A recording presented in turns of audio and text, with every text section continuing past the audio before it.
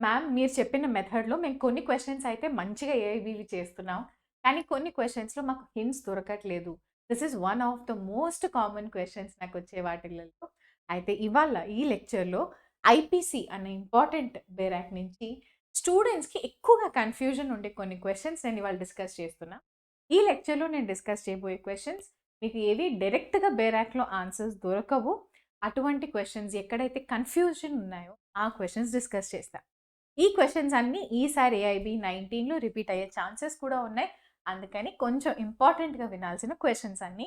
Let's start today's lecture. First question వచ్చేసి when 2 or more persons ఏమంటున్నారు 2 or more persons by fighting in a public place. Public ప్లేస్‌లో fight అవుతుంది. దాని వలన disturb the public peace. They are said to commit అని చెప్పి 3 ఆప్షన్స్‌లో right, affray, assault and 3 words ఇచ్చి నన్ ఆఫ్ ద అబవ్ అని ఇచ్చారు. ఈ ప్యాటర్న్ ఆఫ్ క్వెషన్స్ ఏవైతే ఉన్నాయో ఒక కేస్ ఇచ్చి ఆర్ కొంచెం సిచ్యువేషన్ ఇచ్చి ఆ సిచ్యువేషన్‌లో ఏ అఫెన్స్ అవుతుంది మీరు ఐడెంటిఫై చేసి చెప్పండి అన్న టైప్ ఆఫ్ క్వెషన్స్ మనం ఖచ్చితంగా ఎక్స్‌పెక్ట్ చేయొచ్చు. ఏఐబీలో ఎక్స్‌పెక్ట్ చేయొచ్చు. జేసీజీ ఎగ్జామ్ ప్రిలిమ్స్‌లో కూడా ఎక్స్‌పెక్ట్ చేయొచ్చు ఈ టైప్ ఆఫ్ క్వెషన్స్. సో ఇటువంటి అన్నిట్లోనూ మీరేం గుర్తుపెట్టుకోవాలి? అఫెన్స్ ఏంటి? అసలు అఫెన్స్ ఏంటి?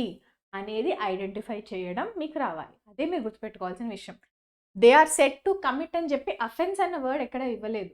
Are under IPC what is the offence అన్నట్టు ఎక్కడ అడగలేదు. కానీ ఇటువంటి సిచ్యువేషన్ ఇచ్చి పేర్లు ఇలాగ అఫెన్సెస్ పేర్లు ఇస్తే మీకు ఇమీడియట్‌గా స్ట్రైక్ అవ్వాల్సిన విషయం ఏంటి అంటే ఐపీసీ ప్రకారంగా వాళ్ళు ఏ అఫెన్స్ అవుతుంది అని అడుగుతున్నారు అని. ఇప్పుడు ఇదే సిచ్యువేషన్ తీసుకుంటే ఇక్కడ వారు ఇచ్చింది ఏంటి? ఇద్దరు వ్యక్తులు ఉన్నారు. ఓకే. 2 persons or more. కావాలంటే మూడో వ్యక్తి కూడా జాయిన్ అవ్వచ్చు. ఎందుకంటే 2 పర్సన్స్ ఆర్ మోర్ అన్నాం గదా! ఇప్పుడు ఇద్దరు లేదా ఇద్దరి కంటే ఎక్కువ వీళ్ళందరూ ఫైటింగ్ చేసుకుంటున్నారు వాళ్ళల్లో వాళ్ళు. అయితే ఈ ఫైటింగ్‌లో మనం యాస్ ఎ పబ్లిక్ మన పీస్ అనేది ఎఫెక్ట్ అవుతుంది.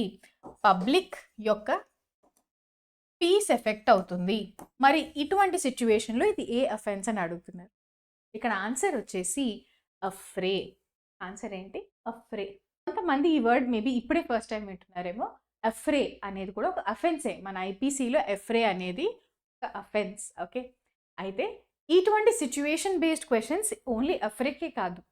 ఐపీసీలో ఉన్న చాలా వాటికి ఇటువంటి క్వెషన్స్ మనం ఎక్స్‌పెక్ట్ చేయొచ్చు. ఫర్ ఎగ్జాంపుల్ నేను ఇంకొక సింపుల్ ఎగ్జాంపుల్ ఇస్తాను. ఒక విమెన్ ఉందంట. ఓకే. ఆ విమెన్ ఒక పరదా వేసుకున్నారంట. ఈ పరదా కనిపించట్లేదేమో ఈ కలర్‌లో. ఒక పరదా వేసుకున్నారంట. అయితే ఈ విమెన్ యొక్క పర్మిషన్ లేకుండా ఎవరో ఒకళ్ళు ర్యాండమ్ పర్సన్ వచ్చి ఆమె పరదాను ఓపెన్ చేసి ఆమెని ట్రబుల్ చేస్తున్నారంట. ఇటువంటి సిట్యుయేషన్‌లో అఫెన్స్ ఏంటి? ఈ సిట్యుయేషన్‌లో అఫెన్స్ ఏంటి? అనేది కూడా ఇంకొక ప్రీవియస్ ఇయర్ ఏఐబీ క్వెషనే. మరి దీని ఆన్సర్ ఏంటి? మీకు తెలుసా? తెలిస్తే కమెంట్స్‌లో నాకు ఆన్సర్ చెప్పండి. నేను పర్సనల్‌గా మీ కమెంట్స్ అన్నీ చదువుతాను. ఎవరెవరైతే ఆన్సర్స్ పెడుతున్నారో అన్ని ఆన్సర్స్ కూడా నేను చెక్ చేస్తాను. సో ఇది కూడా ఒక ప్రీవియస్ ఏఐబీ క్వెషనే. ఈ కేస్‌లో ఒక విమెన్ యొక్క పరదా ఆ విమెన్ యొక్క కన్సెంట్ లేకుండా తీసినప్పుడు ఏం అఫెన్స్ అవుతుంది ఐపీసీ ప్రకారంగా నాకు కమెంట్స్‌లో పెట్టండి. ఇక్కడ నేను చెప్పొచ్చే పాయింట్ ఏంటి అంటే ఈ type of what is the offence are identify the offence type of questions మనకి డైరెక్ట్ నుంచి వెతకడం కొంచెం కష్టం అవుతుంది. ఎందుకు అంటే సెక్షన్ నంబర్ అనేది డైరెక్ట్‌గా ఉండదు. ఫాలో అవుతున్నారా? సెక్షన్ నంబర్ ఉండదు కాబట్టి డైరెక్ట్‌గా వెళ్ళి వెతకడం కష్టం అవుతుంది.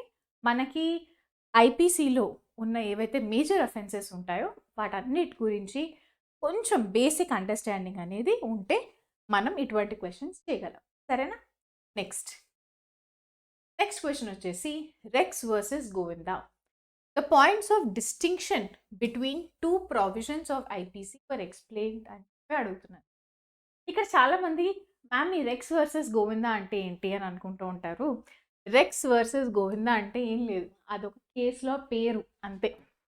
This is nothing but a case లా. అయితే ఈ కేస్ లాలో ఐపీసీ యొక్క ఏ 2 ప్రావిజన్స్ మధ్యన డిఫరెన్స్ అనేది చెప్పారు అని అడుగుతున్నారు. This is answer is very very important. Section 299 and section 300 option C. Section 299 culpable హోమిసైడ్కి, సెక్షన్ 300 ఆఫ్ ఐపీసీ మర్డర్కి. కల్పబుల్ హోమిసైడ్కి మర్డర్కి ఏంటి డిఫరెన్స్? కల్పబుల్ హోమిసైడ్ అండ్ మర్డర్కి అసలు డిఫరెన్సెస్ ఏంటి అనేది మనకి ఆల్రెడీ కష్టమైన క్వశ్చనే కదా, ఎప్పుడు కష్టమైన టాపిక్కే. అయితే ఈ కష్టమైన క్వశ్చన్కి ఆన్సర్ మనకి ఫస్ట్ టైం క్లియర్ కట్గా ఇచ్చిన జడ్జ్మెంట్ ఏంటి అంటే రెక్స్ వర్సెస్ గోవిందా. అందుకని ఇది చాలా important case. JCJ mains answer రైటింగ్లో కూడా మనకి ఇది one of the expected questions. Explain differences between culpable homicide and murder అని. ఈ కల్పబుల్ హోమిసైడ్ అండ్ మర్డర్ గురించి మనం ఎప్పుడు మాట్లాడుకున్నా గుర్తుపెట్టుకోవాల్సిన one of the most important cases ఏంటి? Rex versus Govinda R R versus Govinda అని కూడా అంటూ ఉంటాం. అయితే ఇక్కడ మీకు ఇంట్రెస్టింగ్ విషయం చెప్పనా, మన ఐపీసీ 1860లో వచ్చిందా ఈ కేసు. ఆఫ్టర్ దట్ అరౌండ్ 1876 అలా వచ్చింది ఈ కేస్. అప్పట్లో ఉండే అంటే బ్రిటిష్ కాలంలో ఉండే బాంబే హైకోర్టులో ఉన్న జడ్జెస్ ఇచ్చిన జడ్జ్మెంట్ ఇది. అయితే ఇంట్రెస్టింగ్ విషయం ఏంటి అంటే ఇప్పుడు కాలంలో కనుక మనం సుప్రీంకోర్టు జడ్జ్మెంట్స్ మనం తీసుకుంటే 20 pages, 25 pages, 40 pages రఫ్లీ మినిమం మనం ఎక్స్పెక్ట్ చేయొచ్చు. బట్ మీకు ఒక ఇంట్రెస్టింగ్ విషయం చెప్పన్నా, ఆర్ వర్సెస్ గోవిందా కేసు ఎన్ని పేజీలో తెలుసా?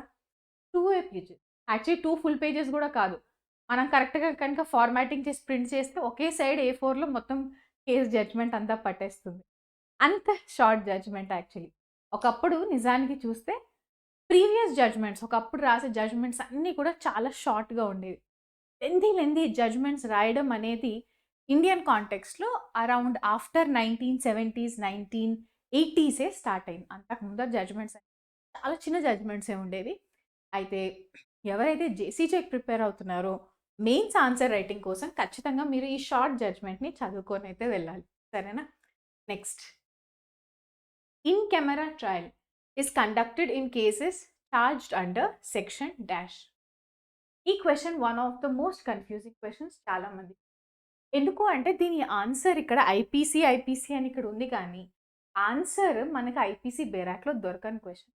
ఇది ఐపీసీ ప్లస్ సిఆర్పిసి యొక్క కంబైన్డ్ అప్లికేషన్.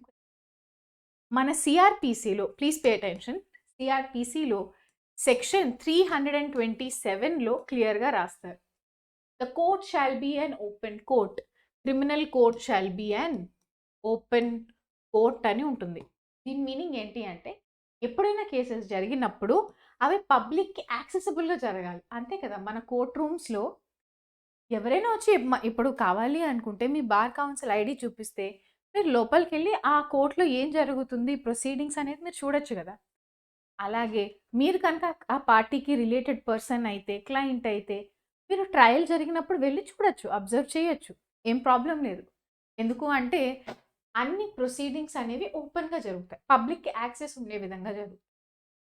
కాకపోతే మన ఈ 327 సిఆర్పిసిలోనే కొన్ని ఎక్సెప్షన్స్ కూడా ఉన్నాయి.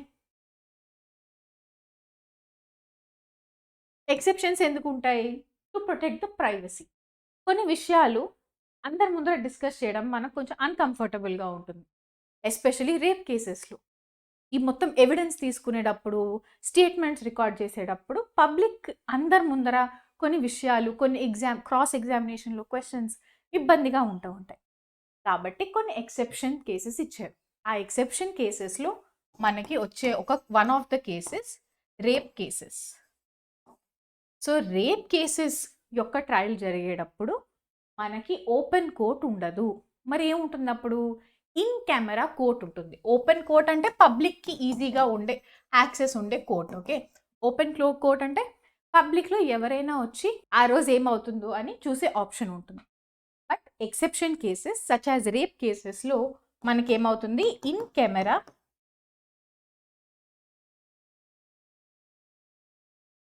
ప్రొసీడింగ్స్ ఉంటాయి. ఏముంటాయి? In camera proceedings. ఇక్కడ క్వశ్చన్లో ఏం అడుగుతున్నారు? In camera trial or in camera proceedings ఏ అఫెన్సెస్కి అవుతుంది అంటే rape cases. And rape cases వచ్చేసి సెక్షన్ 376 ఐపీసీలో ఉంటాయి. కాబట్టి ఆన్సర్ ఇక్కడ ఆప్షన్ సి. ఇది కొంచెం డైరెక్ట్ ఆన్సర్ కాదు. ఐపీసీ నుంచి సిఆర్పిసి యొక్క ఇంటర్లింక్ ఉందని అర్థం చేసుకొని అక్కడి నుంచి 327 సిఆర్పిసి వేరాక్ట్లో ఎక్సెప్షన్స్ చూసి ఎక్సెప్షన్స్లో ఈ in camera proceedings for rape cases అని ఉంటుంది, అక్కడి నుంచి ఐడెంటిఫై చేయాలి. సరేనా? Okay, next question. Onus of proving exception lies on dash. అయితే ఈ క్వశ్చన్లో వన్స్ అగైన్ ఆన్సర్ డైరెక్ట్గా దొరకదు. ఇది మన IPC plus evidence act, IPC plus evidence act కలిపితే దొరికే ఆన్సర్. ఇక్కడ వాళ్ళు ఏం అడుగుతున్నారు అంటే ఎక్సెప్షన్స్ని ప్రూవ్ చేయాలి అంటే ఓనస్ మీనింగ్ వచ్చేసి బర్డెన్. ఈ బర్డెన్ ఎవరిపైన ఉంటుంది అని అడుగుతున్నారు.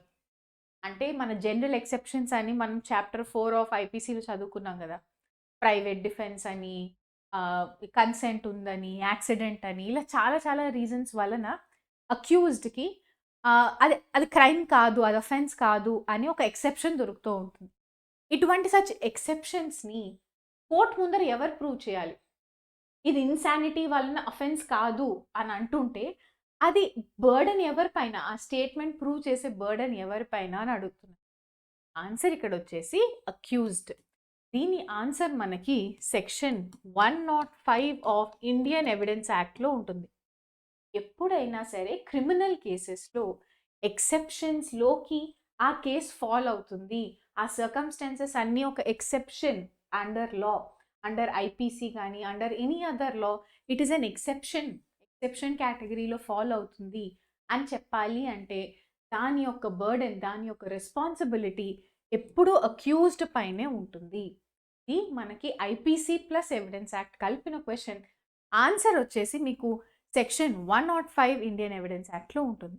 ఇది కూడా ఇవన్నీ నేను యాక్చువల్లీ డిస్కస్ చేసే క్వశ్చన్స్ అన్నీ కొంచెం టఫ్ క్వశ్చన్స్ అడగాలనుకుంటే మీ ఏఐబి ఎగ్జామ్లో వచ్చే క్వశ్చన్స్.